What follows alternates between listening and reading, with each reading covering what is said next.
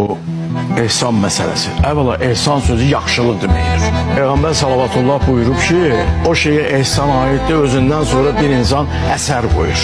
Bu ehsandır. Özündən sonra bir iş görür, körpü tikir məsələn. Bu ehsandır. Yaxşı övlad qoyur. Bu da ehsandır.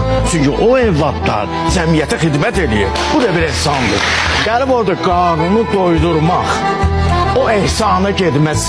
Mən demirəm ki, ehsan verilməsin. Mən deyirəm ki, ehsan deyilən, aparıb onu bağlayırlar İslamla. İslamla əlaqəsi yoxdur. Bir Bismillahdır ehsanda, İslamdan olan. Bir də Elhamdülillahdır, başqa hiçbir şey yoxdur. Mən demirəm ki, heç nə verilməsin. Bir adam gəlir övrə, bir iskan çay qoymalısan bunun qabağına, yoxsa yox. Bir dənə onun yanına indi dəbdir də, limon qoymalısan, yoxsa yox.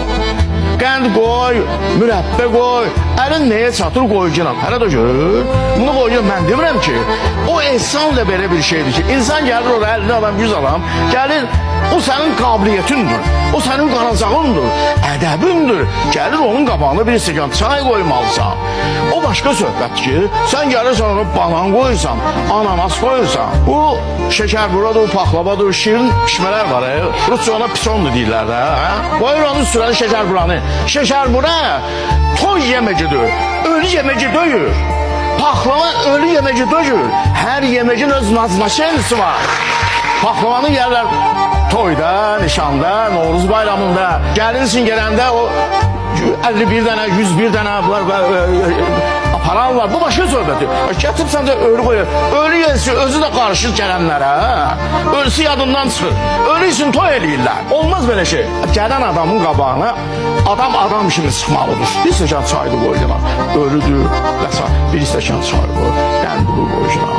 Kurmadır qoyucular. İndi dəbdir. İndi moddur da. Mən istərdim ki, ehsan süfrələrlə bir şorqaları qoyulsun.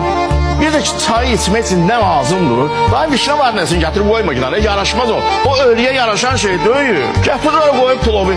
Belə deyir ha meclisdə. Deyir ki, mənim qarnımda köpük, qərə ver, qərə. Aşın qarasına deyir, qərə ver gəlsin. O da bu qərə yemək üçün də bu zalim oğlu zalim. 3 aşın qarasını bir limsəyə tökür yiyir. Öğü yesin, öğü yıxılır axı. Belə ehsan olmaz. Bu ölüyə hürmət deyil, hürmətsizlikdir. Kim deyir ki, ehsan verəndə ölüyə gelib, xoşməram çatır, çatmıyor. Ölüyə heç nə çatmıyor. Heç nə çatmıyor. Bir ruhdur. 40 gündən sonra da çıxar qəbr evindən gedər Allah məqamına. Ölü öldü qutardı. Fiziki cəhətdən məhv oldu. Yoldan keçəndən bir dənə söz eşidib, onu cəmaatın fikirdə, cəmaat belə düşür. Nətər cəmaat belə düşür? Cəmaat 10 milyondur. 10 nəfər deyil.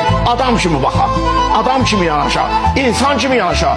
Gedilər, orada internet oyları vardı ki, apar ver ora. Nə bilim, məktəbdə oxuyanlar var, təhsil haqqı vardır. O boyda ehsan verir sənə, bu başdan o başa 600 nəfər. Ehsan da verir. Toy eləyir ölü için.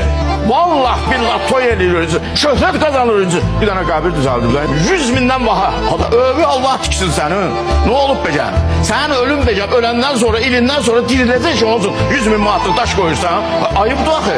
Belə olmaz. O qədər bizə vəsait lazımdır. Qarabağın abad olmasında, bu işlərin quruculuğu işində. Belə pulun var, yaxşı olansa, xərcləyin o işlərə.